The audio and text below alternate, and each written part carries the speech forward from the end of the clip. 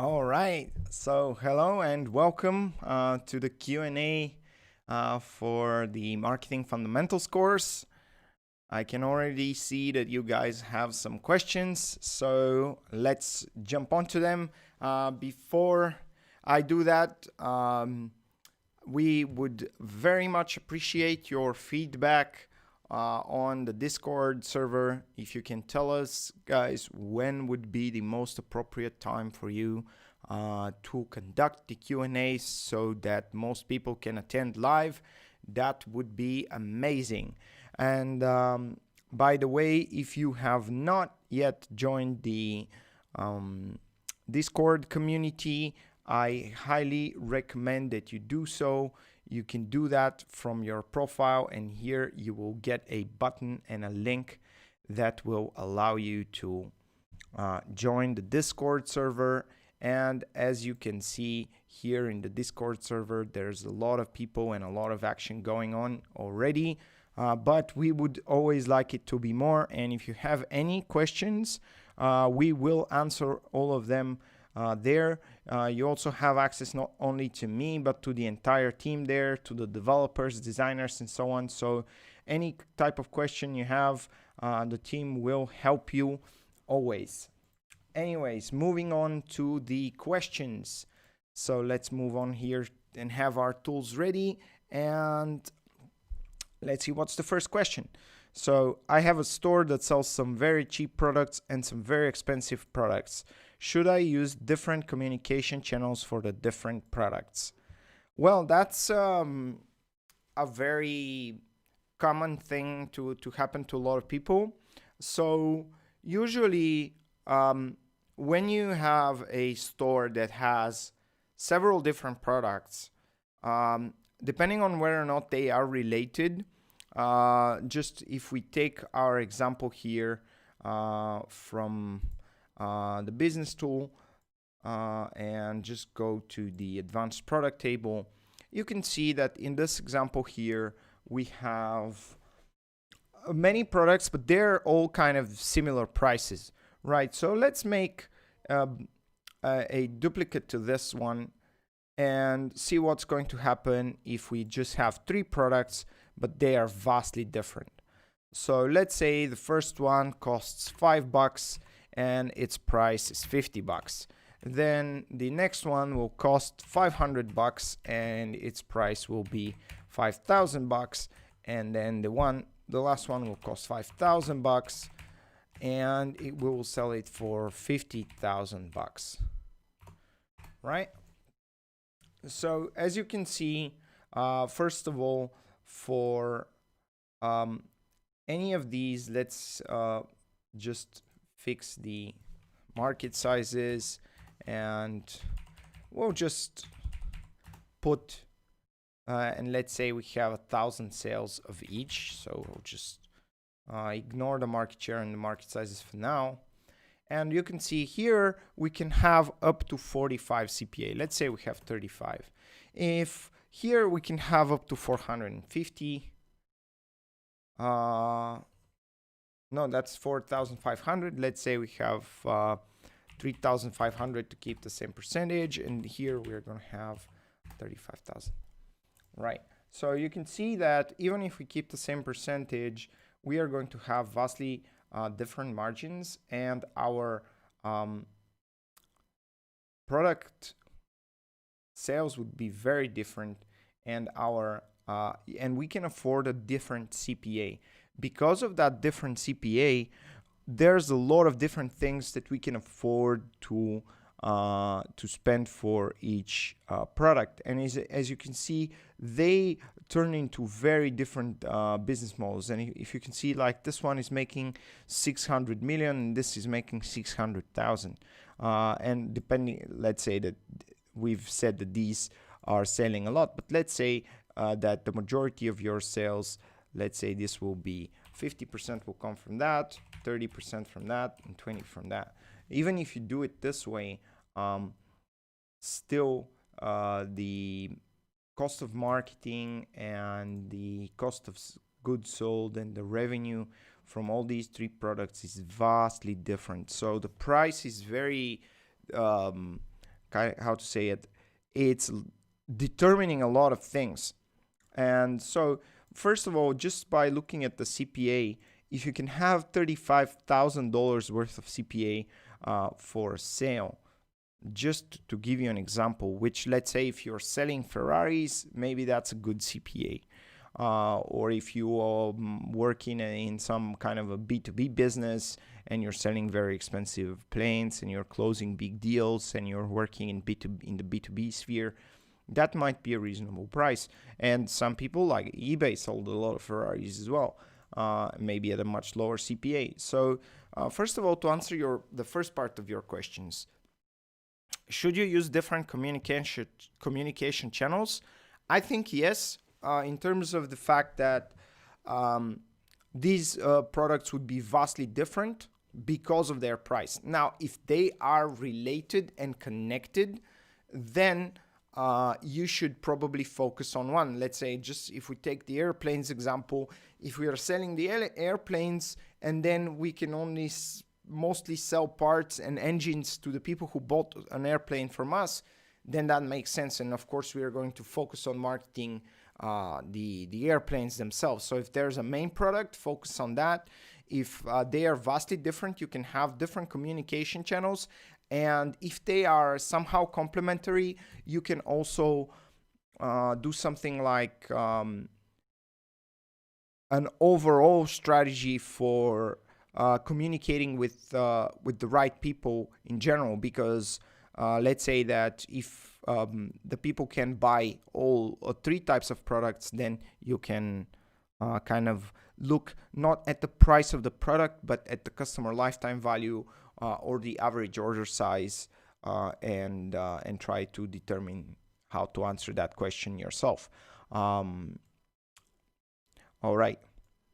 When creating a marketing strategy, where do you start? Wow, that's a tough one. So usually when I'm creating a marketing strategy, as I've told you probably several times already, I always start with someone who knows the industry. Probably this is because I've been in the agency world for a long time, and usually if I'm creating a marketing strategy, it's for someone. But even if it is for something that we are starting now, there's a few things that I'm looking at the same time. So you kind of have to put those together. The first thing is, who is the customer and why would they buy that product, and what are the different types of customers that can buy it. And of course, like, try to get into the customer understanding and customer development. Probably customer development is where I would start. Or if I'm honest, I don't always start there. Customer development is definitely the best place to start, but we don't always do it because sometimes it's just easier to try and figure out the rest because we can't go out and talk to customers right now. And that's causing kind of a problem, because then we put a lot of work into creating products and services and whatever, and value propositions and marketing strategies. And then we've done a lot of work without talking to customers. So that's really, really dangerous. And I think you should definitely try to avoid it. I've done that mistake a lot of times in my life, and I suggest you don't try to do that. However, spending a day on your strategy is not that bad. And when I do that, I generally think of the possible customers, just so you also have to know who you're trying to talk to for your customer development needs as well. I think the second thing that I would go to is the value proposition. So let's say we are building, let's say, a drone that is, let's say we're building a firefighter drone, something very fancy. So first of all, who are we building this drone for? Who is going to use it? Let's say that we are going to try and sell it to fire departments. We can also sell it to corporations, and in case of fire, the drones will automatically go out and put the fire out. This is just straight coming off the top of my mind. So then if we have to look at that product, we have to see who would be really interested in that, and who would have the most benefit out of it, who would use it the most, and who would actually take it to exploit it the most and get the most value of. This is usually the segment that I start from. So it could be fire departments, and firefighters could use it to send the drones in risky locations where they can, throw smoke grenades to put fires out, or whatever they do to put the fires out. I'm not a fire specialist, so don't take any of that seriously, but let's say that they care about the lives of firefighters, so they don't want to risk anyone's life. Sometimes they could also be installed at specific key locations, and the drones can, for example, try and put out the fire, or at least contain it before the firefighting service comes to the place, right? So I would always think of the customer who would benefit the most, who would be the one to buy it first. And I would try to get in touch with them and see what they think, because if we can get some early adopters to really love it and start using it, then we can say, hey, the fire service is using these drones. Do you want to install them in your corporate office? And then, I'm always looking for that segment which can open the doors to other segments when talking about customers. When talking about the value proposition, I'm always looking at what would bring the most value to these customers. So, like for example, in the fire department case, that would be saving real lives. So you don't want to risk someone's life, and you send in the drones. That makes a lot of sense. And so there, it's really life-saving, and they would value it quite highly. So there is value, and if there is great value, generally the way we look at this problem is, how much value do we create? Like, how big is the problem? And how many people have that problem? So if we can solve the problem for a few fire departments, because the others already have drones, or they have another way of dealing with it that would be safer, and they are not actually risking their lives. We don't know, maybe they got some new advanced technology already that's preventing all this, and they don't need drones, and they can use some other type of magic or technology to deal with that problem. So I think it's definitely very important to talk to them first, to talk to the most important customers. Then when creating the value proposition, explain all the value by extracting it from the conversations and really asking and trying to figure out what do customers really value in your product, as well as, of course, adding your own, because you know why you created it and why it works. And then the last piece of the puzzle is asking the question, all right, what do we need to get this done, and what do we need to get it on the market? If it's like more of a normal product, like let's say that you are creating a new tool that people can use to, let's say, manipulate their phones and iPads and all the electronic devices with their mind or with their hand gestures, whatever. This is more of a product that's, you can't really call everyone one by one and ask them, do they want to buy it, and really talk to them and so on. So there, it's a bit more difficult with the mass products, but you can always find some people who can find applications that would be very useful, just like Oculus did when they created the 3D interfaces that they, and the virtual reality interfaces that they have. And so you can always find that small part of your entire audience, your first early adopters, that would gain tremendous amounts of benefit. Like, for example, if you can manipulate the software of the camera with your hand gestures, that could, for example, have some types of medical applications, or it could have special applications in space where some people are prepared to pay a lot of money for it. And that can open you the doors to launching the product, and then saying, well, now we are releasing this new device that allows you to control everything in your house with your hand, and it's coming from space technology, you know. So just that segment that opens up the market is really, really useful and great. Let me check if there's any questions on the stream. All right, moving on to the next question. The next question is, can you tell us a bit more about the exams? Of course I can.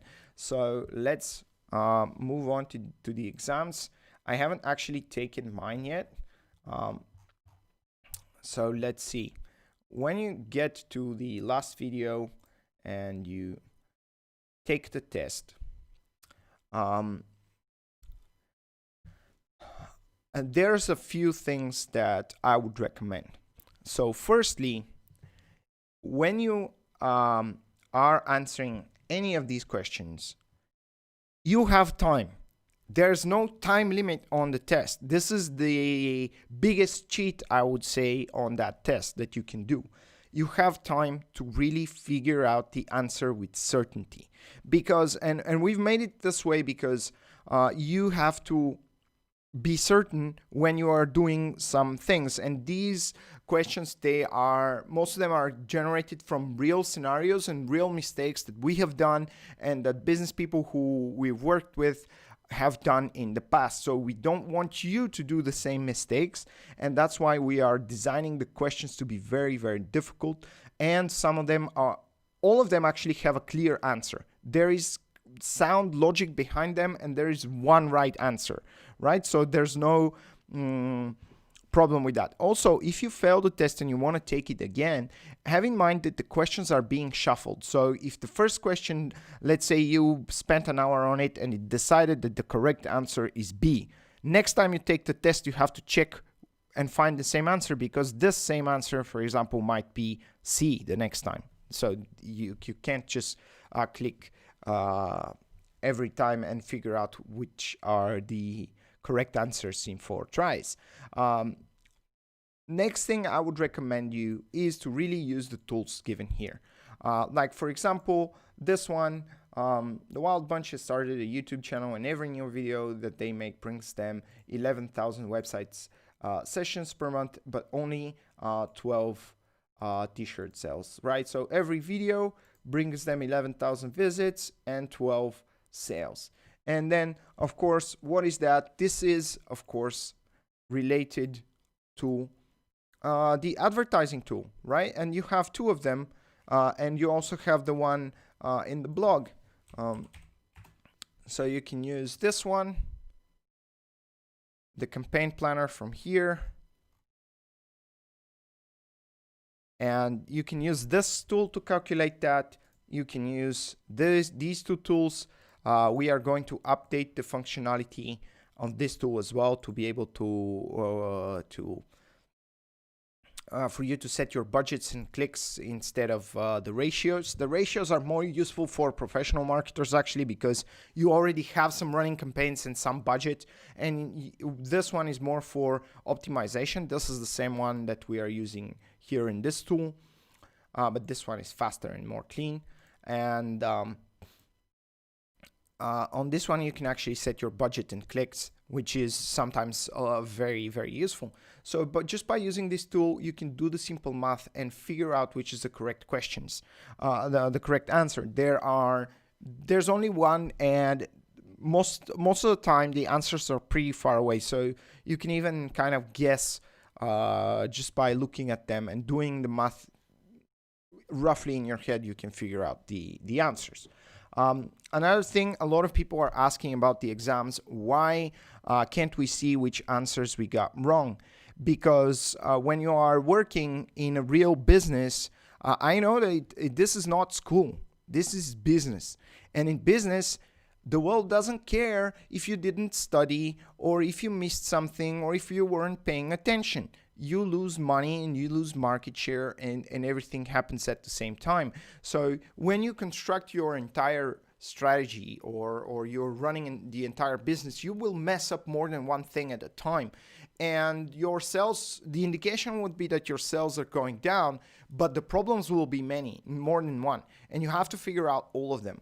And so this is why in the exams we will never tell you which answers you got wrong, because you have to figure that one on your own.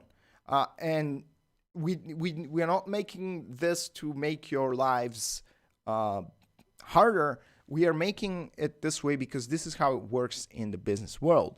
And that's why you don't get information about what you got wrong, because the idea of this exam is that you have to be sure in every single answer that you're giving.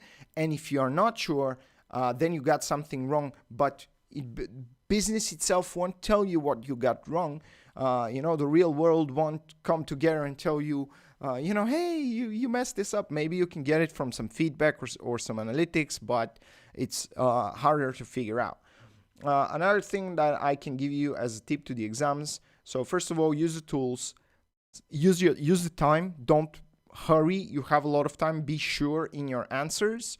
And of course, you can retake it. If you don't know the answer, you can actually open up the education portal and go here again. I think, yep, you can do that. And you can start watching the video and figure out, let's say that you have a question about market research. You can watch the video again, figure out the problem, and then give the right answer. The exams are really easy, actually, if you spend enough time on them and patience. And I want you to do it this way because this is the right approach. Just clicking A and B and trying which is right, you will have a less than 1 in a billion chance of getting the exam. But if you think about it and you are sure in your answers, you will be quick to take your certificates, I would say. Now, moving on to the next question. Can you explain how you use Porter's 5 forces system? I studied it in the university, but never really got its point. All right. So, just let me try and find the slide for it.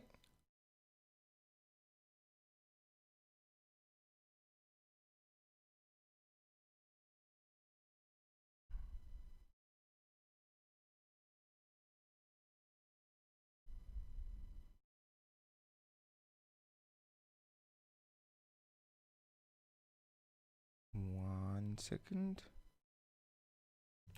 Let's see if we'll find it this way. Oh, great. So let's move that up. First of all, I told you that there's a video of Professor Porter explaining how he uses it, and he's actually been using it for a long time. And I know the first time I looked at this, I was like, what's this old BS? Come on, man, that can't be true. We are in new markets and the things are all digital now and everything is working so differently. This is super ancient. It's not going to work. Maybe it worked in the industry world with some very big businesses and in the time of TV ads, and it's never going to work for me now. But I think it applies with the same strength that they did apply before if you use it right. So the way that I use it is I look not at entire markets. Entire markets are too fluid of a definition. What's the mobile phones market? Like, is it the iPhone against the Android phones, or iPhone versus Samsung? Is it the devices? Is it the applications? Most of the money made in the mobile market is actually coming from the apps. So this market is kind of hard to define. And some industries are also hard to define. And this is where the problem with the 5 forces matrix is coming in, because people are trying to analyze the entire industry. And it's not very easy to analyze some of the new digital industries. Like, let's take drop shipping, for example. Like in drop shipping, yeah, you could do a Porter's 5 forces analysis for drop shipping in general, but that would not make any sense and it would not have any use. So the way I use it is I focus on specific segments. So I look at the certain specific segments of the market. So let's say that if we were going to focus on drop shipping, let's just focus on the t-shirts market with drop shipping, right? Or let's call it the print on demand market. We go to a service like Printful, for example. They print the product for us on demand. This means that first we have to sell it, then our order is going to send an order to Printful, and Printful is going to send the product to our customer. So let's take a look at that. What's the threat of new entrants? It's huge. This market is tremendously open to everyone. So here we don't get a star. So the way I look at this is 1 star, this is 1 star, this is 1, this is 1. So we have 5 stars in total. And we look at our position, we look at all of these things and see how do they affect us. So the trend of new entrants is huge, so not a star there. Bargaining power of suppliers. The suppliers, in this case, let's take Printful, for example, because they make the t-shirts and all the other print-on-demand providers. They have all the control. They can do whatever the hell they want. So not a star here at all. Threat of substitute products and services, it's huge. So again, not a star here. Bargaining power of buyers, they can go and buy from anyone else. They don't have any loyalty, anything like that. Not a star here. And the rivalry among existing competitors already is huge. So this is a 0-star industry. It's just bad. Yes, that doesn't mean that you can't make money out of it, but it's just a bad, very highly competitive industry where it's hard for you to have high profitability. So the more stars, the more profitability in the industry. And just like Professor Porter shows in the example, if you take the soft drinks like the Coca-Cola market, there's not much of a threat of a new entrance. There's not much bargaining power of suppliers because you need very basic materials.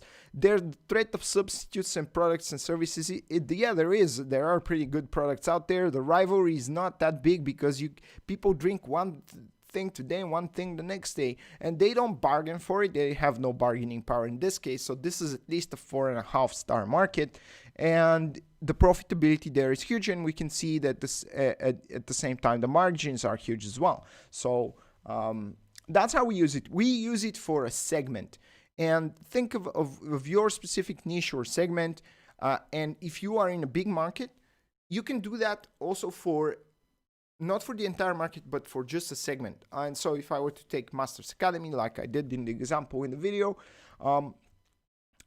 you can focus on the marketers, you can focus on the entrepreneurs. Who is better? Think about these 5 factors and you will get a different star rating, and you will try and understand what's the reason behind that. Right, when building a technology stack, how do you know which tools to use? Right, so first of all, we are going to have an entire course on marketing tools and technologies and technology stacks. So I showed you the very, very basics in this course, but there is a lot to it. It's really a huge, huge industry. So just to show you, so there's G2 Crowd. Usually the best tools you can find here. So let's say that you are looking for some kind of, let's say you're looking for a CRM, right? You can always go to g2.com and figure out which is the best CRM. You can go here to the grid and see. The best CRMs are Salesforce and HubSpot. There's a bunch of players in this industry, but the best ones are Salesforce and HubSpot. And you can see because they're here, they're the leaders and the high performance. So if someone is here in this segment, they are pretty good at what they do. Pipedrive, for example, is also good because it's cheap and it's for sales. And that's why some of them are here and the rest are all down here, right? So if you're going to choose the CRM, try and find someone in this corner and then do that for all of your tools and try to figure out the integration between everything, right? So if you choose Salesforce, but then you can't integrate it to your other tools, it would be useless. So, but if you, let's say, if it's easier for you to integrate HubSpot, just take HubSpot. HubSpot is good enough. They're still here in that top corner. If you're focusing on sales, choose Pipedrive.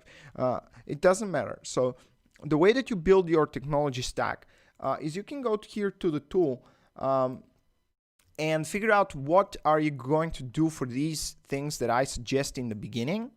And if you have more needs, add them here, add them and figure out, all right, what are the tools I can use? And then think, can I integrate all of these things in one system? And if there's something that you can't integrate with the rest, you have to figure out something to change it with. It's really that simple. And the more you try and experiment with different tools, the more you will see that they are kind of the same. So what happens is that if you know what you want to achieve, the tool is just the tool to get the job done.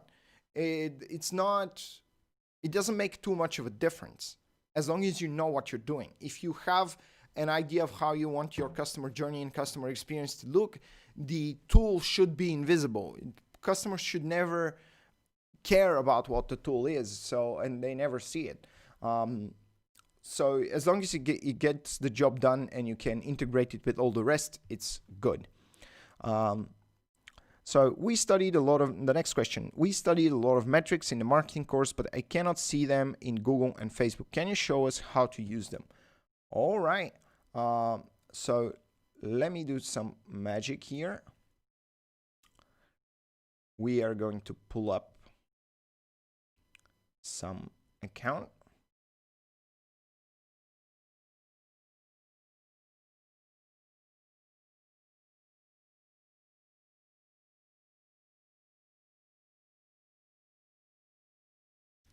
And we are going to need Facebook as well. I'll just show you how to do it on AdWords and Facebook, and you guys can then think about the rest. So let me pull up a campaign.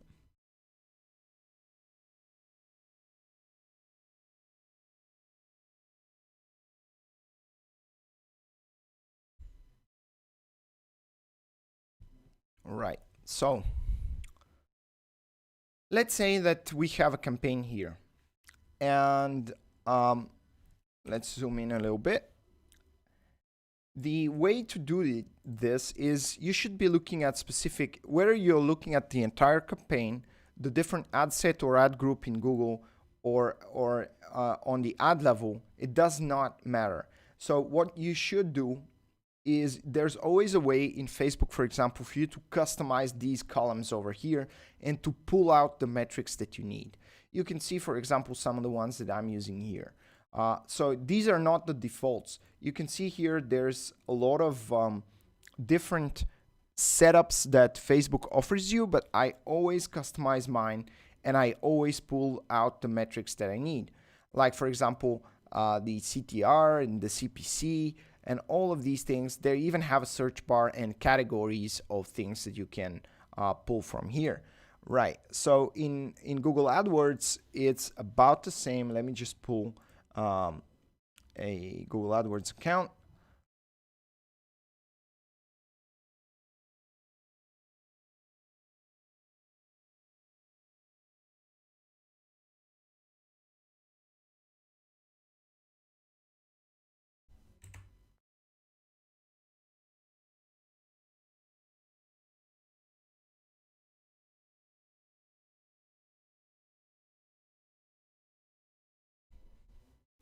One second.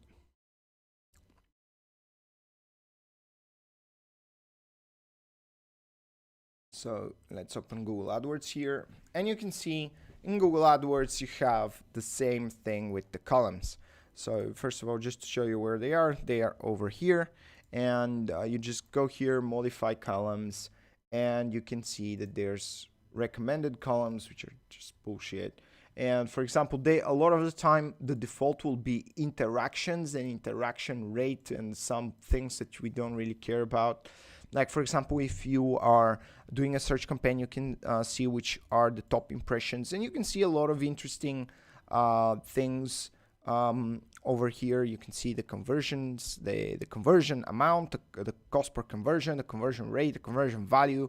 All these important metrics would be here. Like for example, these four would always be on in my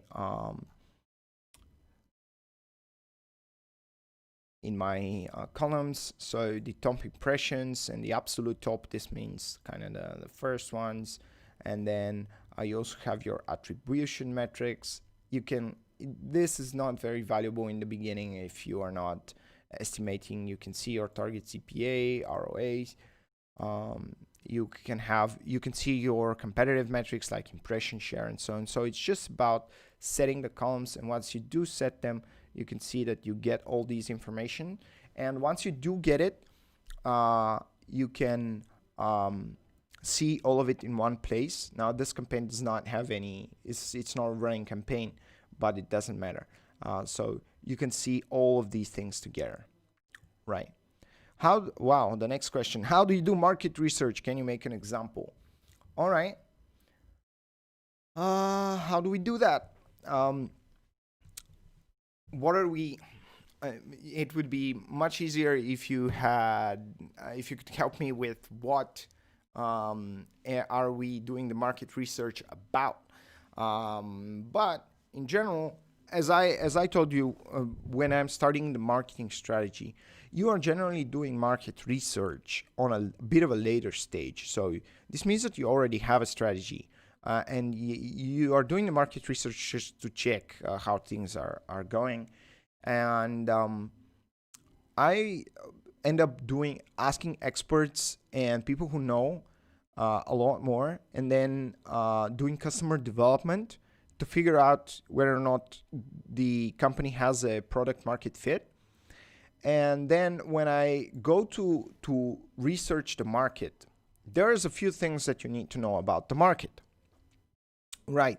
So first of all, you need to know who are the stakeholders. Who are all the players that make this industry what it is, that keep it alive, that keep it running? So you need to figure out what are all the parts of the industry. And then also you need to figure out who are the competitors in that industry. So the competitors, a lot of people start with the competitors, but for me it's more interesting, what are these competitors relying on in terms of stakeholders to run their business? I think that's very, very important.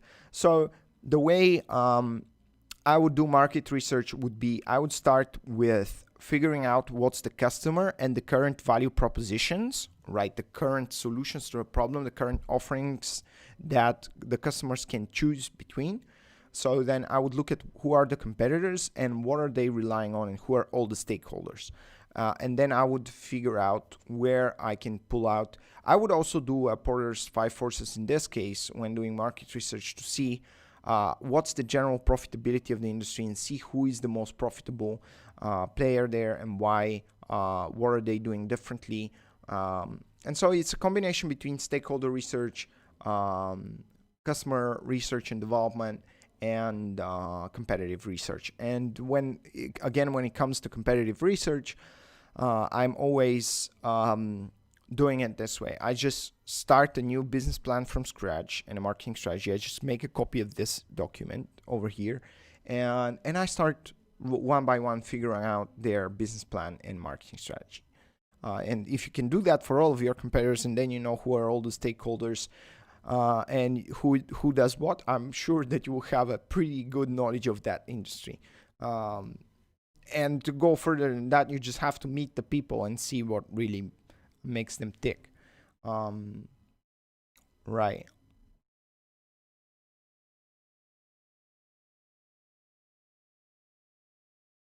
What should we do if we are a new company and we don't have trust factors yet? All right. Well, I would work a lot on the value proposition itself. So now that's risky. Like for example, in Masters Academy, we did a value proposition that's incredibly valuable, right? And we are offering it at a low price because that's what we want. But sometimes people will not believe you because you don't have sufficient trust factors in reputation. So the way to beat that, I think, is to have catalytic mechanisms. So the catalytic mechanisms are, in our case, for example, we have the money back. In other cases, you can just, if you are making an offer, first of all, I think you should make an offer that sounds too good to be true, and it should be very, very good if you don't have any trust factors. Then once you do that, and if people don't believe you because they don't trust you, you should have mechanisms in place to shut them up and to show them that if anything happens, there's no way that this could go wrong. Let's say that they're buying, let's go back to the drone example with the firefighting, right? You have to make sure and give them 100% assurance that, for example, the drone is not going to blow up in their face. And that it has safety features, and that if it breaks, you're going to replace it. And if there's any issues, you are going to fix them immediately and work with them to develop that product and develop a long-term relationship. So you should try and give a more personal approach, and also have the necessary catalytic mechanisms in place to, how to say it, to shut them up, really. If they have any objections or rejections or anything like that, you can always say, well, you have nothing to lose. If you don't like it, I'll give you your money back. I'll replace it. I'll fix it for you. So there's no way things can go wrong for you. All right. Let's just make 1 minute of pause.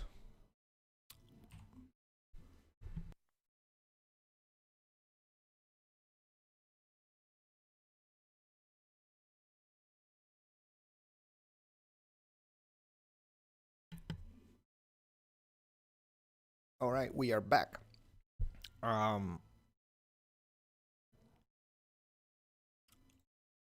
How do you make your segments when marketing? It seems you can make a lot of mistakes there and end up with the wrong segments. Well, definitely done that.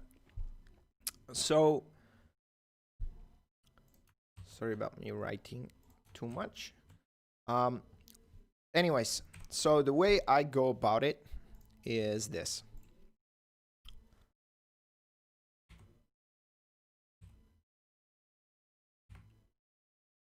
Let me just get rid of that. Sorry about the numbers. And segments, I think there's two important things to focus on. The first one is the message. So you can, if you say the same thing to two different groups of people and they both buy your product, you don't need to separate them. If you can use the same message, they can be in one segment, right? That's perfect. And then if you need to offer them different things and say different things to them so that they would agree, this would mean that they want different things. There's different value for them. There's different things that they care about. And of course, in your message, that's what you're going to talk about. You're going to talk about what they care about. And so in this example, we don't need the camera, the tools over here, right? So if you can say the same thing, they can be in the same segment. If they care about two different things, then you have to say two different things and offer them two different things, which would then mean that you have to have two different segments. Now, that creates an opposite kind of problem because sometimes there's a bit of a difficulty in separating them. So how do you target?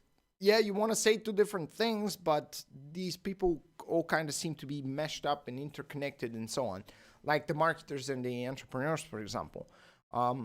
So then it comes down to targeting to figure out the specific differentiating factors that would definitely be identifying the customers want and need. So they can be an entrepreneur, but if what they need is to get better at marketing, and they might be a technical entrepreneur and not care about marketing, or be a marketing entrepreneur and really care about marketing and want to learn about marketing, so you can offer them marketing. In this case, what I really most focus on is what do they want, because depending on what they want, you're going to say have different messages, which means that you should have different segments and different campaigns for these kind of people. So yeah, it's about them. And then you cannot make a mistake with that, because you are targeting them based on what they want and sending them a message for that. And of course, there could be other things like languages and countries and so on that would make it different. And you'd still have the same segment and the same message, but now it would be in Italian, for example. And then language could be also another thing. So depending on anytime you want to say something different, new segment. That's the rule. Why do you spend so much time on the value proposition? Isn't it better to just write the ads and the copy and make the landing pages? Well, I think working on the value proposition is very important. Maybe I overdo it sometimes, but I think it's very important because you use the value proposition to understand what value you provide to your customers. You use it to price your products. You use it to prepare your customer journey. You use it to prepare your marketing messages. You use it to communicate with your team and show them what you are trying to do. You use it as a part of a lot of things. So I think that working on and perfecting the value proposition in the beginning is very important.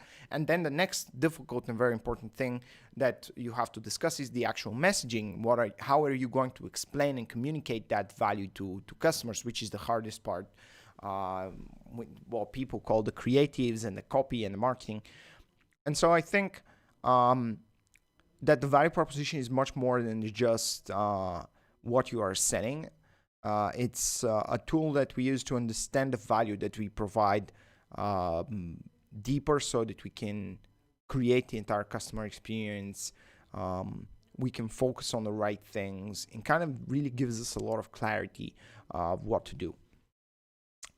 So that's why I spend so much time on it. How do you know what are all the things that can happen so you can make the customer journey? Well, I don't. You never know. You don't know at all, ever. And the problem with that is huge, I know. So what you can do is you can suppose, like, well, what could happen? This could happen. And then you have to always be asking for customers' feedback and having the right tracking infrastructure. So usually we use tracking to figure out some bugs and problems. We use customer feedback systems like Yotpo. We use user-generated content, again from Yotpo as well, so that customers can show us how they use our products and services. And that's basically, you need feedback. So also the feedback from your team. Sometimes your customer service team knows a lot of the problems. The sales team knows a lot of problems. The front lines that talk to customers know a lot of the problems. Sometimes even in your manufacturing plant could be that there are some people who really know how to make the product better, but you just never talk to them. And so, yeah, that's the way I go about it. So it's more like a puzzle. You put the pieces that you have and that you know, and then with time, you put mechanisms in place to catch any new pieces and put them on the board. Can you give us some more tips about the course project? Well, there's really one tip I can give you about that. Just sit down and do it. I think the best way to work with the course project is to, sorry about the numbers, they're always messing this document up. Anyways, this is not the one you're gonna use. So the way I do it is just take one example, practice it. I think practice makes perfect here. And just let's say that you have a team that has made the perfect firefighter drones. Go and do a business plan about it. you should be able to do it with certain practice. I think the 5th time that you do it, you are going to be able to do this within a day. And once you can do it in a day, imagine the power behind that. Wow. You can go into any business, figure out what their business plan is, their marketing strategy, everything, and you will see a huge number of solutions. And if they don't hire you, or if they don't want to be your customers, well, I don't know. They probably can't afford it, because you would, at this stage, you will be able to ask for a lot of money to help them. So really just do it. Go over it, take the drones. What do we do with these drones? What do they do? What's the mission, vision, and values? Do we want to save firefighters' lives? Do we want to put fires out quickly and help prevent damage? And maybe we want to install them and save forests, whatever vision you want. Just answer all the questions, fill all the tables, and play around with the puzzle. Do your business mathematics. Think about the channels. Think about the customers. Go through all that in a quick and organized manner. I think you can do it in a day. And once you have done it, maybe you can do the entire business. Who knows? You just go with that business plan to an investor and tell them, hey, well, of course, you have to figure out how to make the firefighting drones first. But, you can use these plans that you create for real businesses. And for example, just to give you a great example, a girl did a website about everything that's wrong with Airbnb and what she would do if she was working there, and they immediately hired her to fix everything that she saw was wrong with their business, and that's how she got a really awesome job at Airbnb. So just think about the power that you can have. And if you want, you can even try and do the project for an existing business that you just really like. Let's say you are a big fan of Apple or Nike or any other company, Ferrari, for example, and do that and try and figure out their business plan. You can do it for your competitors as well, and try to put yourself in their shoes and see their position and try to figure out why they are doing what they are doing. So yeah, I don't think I can give you a better tip about the course project anyways. And if you have any troubles answering some of the questions in the course project, go to Discord here in the general channel or in the My project. You can see people are already asking questions about their course projects. And so just ask your questions, talk to us, and we'll definitely help you. You can see the entire team jumped on to help him. And so, yeah, just ask in Discord if you have any troubles and any specific things. I have a lot of trouble writing the actual ads and messages. They always seem too cheesy and salesy, if you know what I mean. How do you fix this? Well, this is what the next course is about. So unfortunately, I'm not going to answer your question. And that's because just there's no point. We have an entire very long course about it. And I promise you that I will give you all my tips and tricks and tactics that I can use. But for now, take the advice that I gave you in the marketing strategy section to set yourself up to prepare. Because writing beautiful and amazing, convincing copy is not easy if you're not prepared. You have to know your company inside and out. You have to look into the depths. You have to figure out what makes you tick, what makes you get up in the morning and pull out the emotional stuff. See what the team is about, see what we are really trying to achieve, figure out the mission, vision, and values between the team. There's a lot that great advertising copy and messages comes from. So they come from the deep. And in order to get to this depth, you have to understand your strategy, your team, your company. And that's why we have try to prepare you as much as possible for that, but we'll take on it in the next course. So I think now that we've answered all questions, we are going to end this live Q&A. And in the future, we are going to definitely be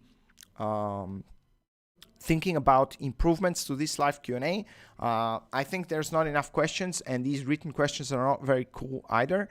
So maybe in the future we can have something like a round table where you guys can ask live questions and tell us about your projects and show us how things are going. So thank you for all of your amazing questions, and I'll see you guys in the next course.